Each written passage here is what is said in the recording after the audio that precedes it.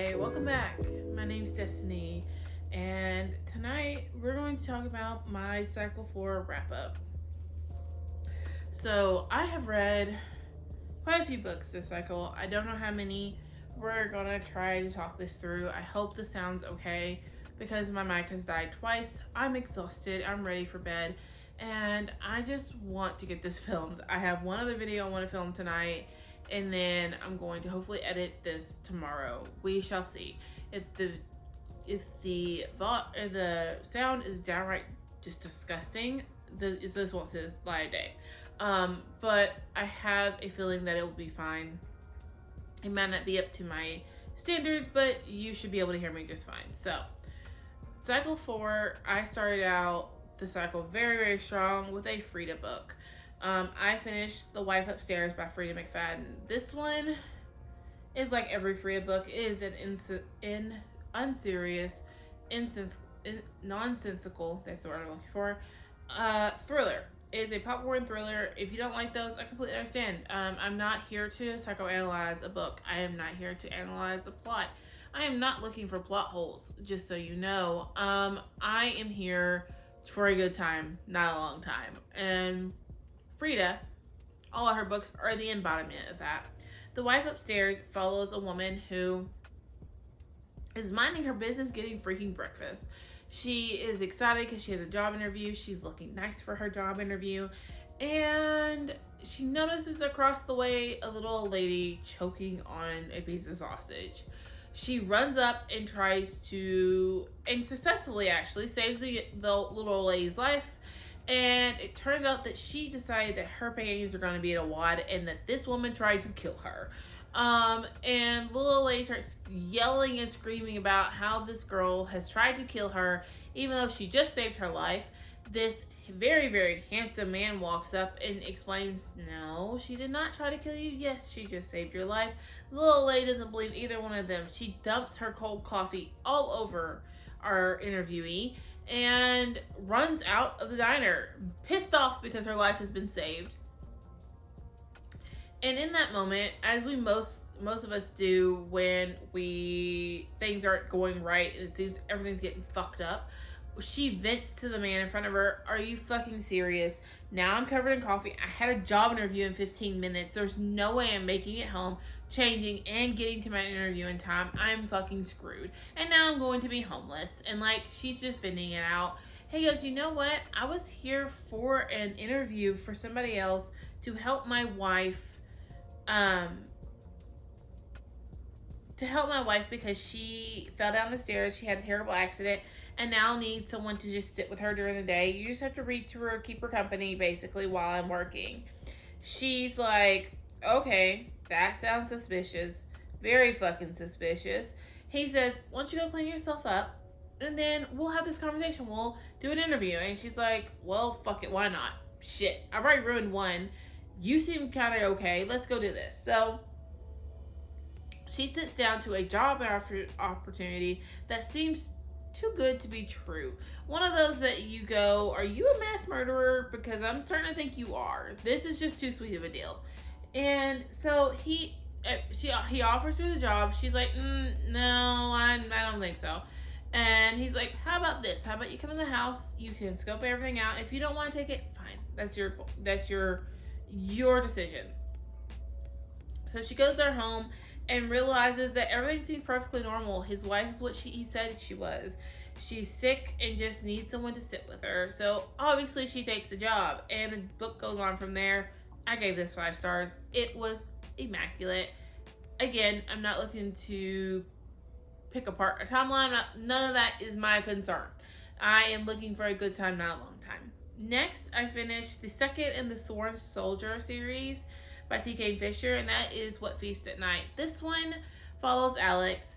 They are a retired soldier, and upon coming home from the war, they found out that their friend, Madeline Usher, is sick with some mysterious disease and is dying. And so they rush to their childhood home, the Usher's childhood home, to try to give their condolences, say their goodbyes before she's gone, and maybe even figure out what's going on.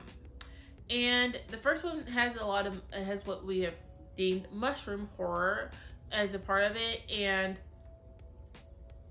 you meet a mycologist that you absolutely fall in love with. And the second one follows our same set of characters for the most part. The mycologist is back.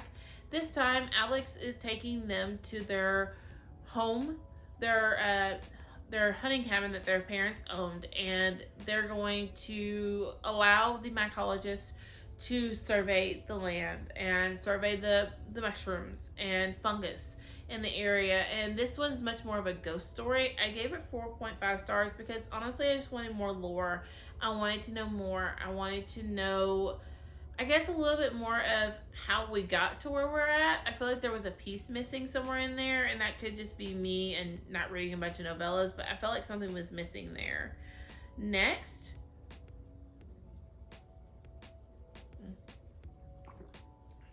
I've been talking for a minute, I'm sorry. Next, I finished The Immortality, a Love Story by Donna Schwartz. I could be saying that all kinds of wrong. This is the second and the final in the duology. The first one's Anatomy, a Love Story. This follows Hazel and Jack. This follows Hazel and Jack. They are an unlikely pair. Hazel is a girl, she's a teenager, she's 17, and she dreams of being a surgeon. That's all she ever has wanted, and that's what she wants to do. Her parents are away. She's a woman out of time, ahead of her time, I should say, and she decides to dress up as a man to start attending anatomy classes. And pretty early on in the book, you find out, and it tells you in the synopsis, that she gets caught out and gets sent home. The teacher finds out that she is a woman and sends her home, and so she contacts Jack, who is a resurrection man, and he digs up bodies for surgeons to practice on, and so he starts digging up bodies for Hazel. And the story kind of takes off from there. The second one follows the events of the first one, so I won't give you much detail. I did give it 5 stars. Absolutely loved it. Next, I have this big old smile on my face because I finished the new Finley. I finished Finley Donovan Rolls the Dice. This one was so much fucking fun. This Finley series is a campy, cozy mystery. You're following a single mom, Finley, and when you meet her in the first chapter, she talks about having maple syrup on her knee because her 2-year-old got maple syrup everywhere, and she's meeting with her publisher to talk about her new book and how it's not really written yet. While sitting in a Panera, talking to her publisher, or her agent, about her new book, the woman behind her thinks that she's a murder for hire and hires her to murder her husband. And Finley, before she can straighten everything out, ends up with a dead body in her car and has to figure out what the fuck is going on. This is number 4. I love this series. Things have really kind of come together in a beautiful bow for Finley. And I was so worried that we weren't going to get another Finley book, but don't worry, the epilogue, definitely we're getting another Finley book, and I can't wait. I will read all of it. I cannot wait to read them all. Next, I finished Cruel Seduction by Katie Roberts. This is the 5th in the Dark Olympus series, and I enjoyed it so much that I had number 6 right here. I'm fixing to do a library haul for you guys, and I have number 6. Cruel Seduction follows Aphrodite, Hephaestus, Adonis, and Pandora. If you have been following along with this series, you know that there are major events happening in this book, which I'm not going to spoil, but it does leave a opening where Aphrodite now has to marry Hephaestus to keep Olympus safe, and they don't want to be married. They hate one another, and they have to consummate their marriage.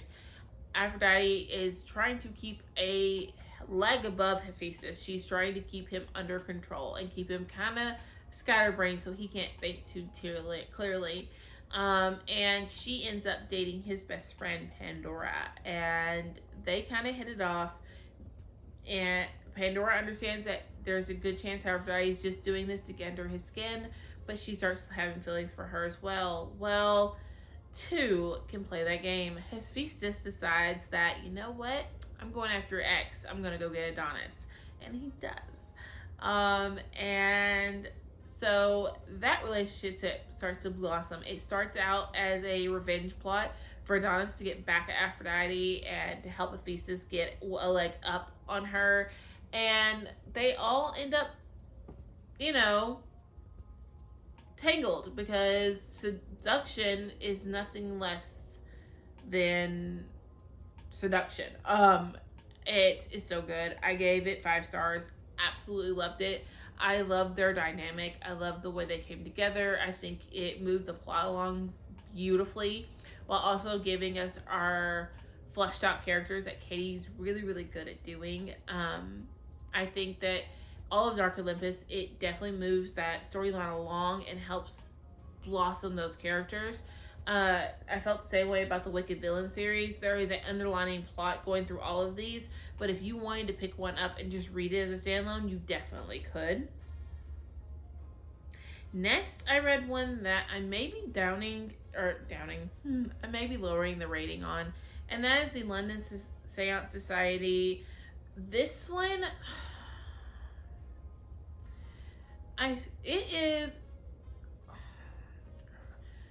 okay, this is the only way I know how to say this. It might be because I'm tired.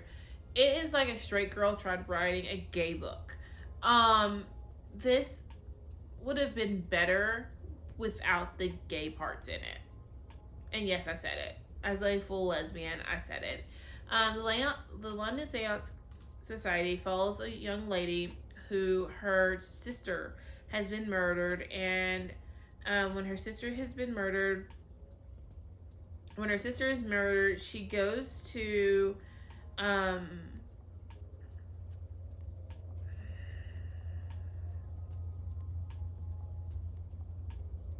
doesn't even give me Leanne.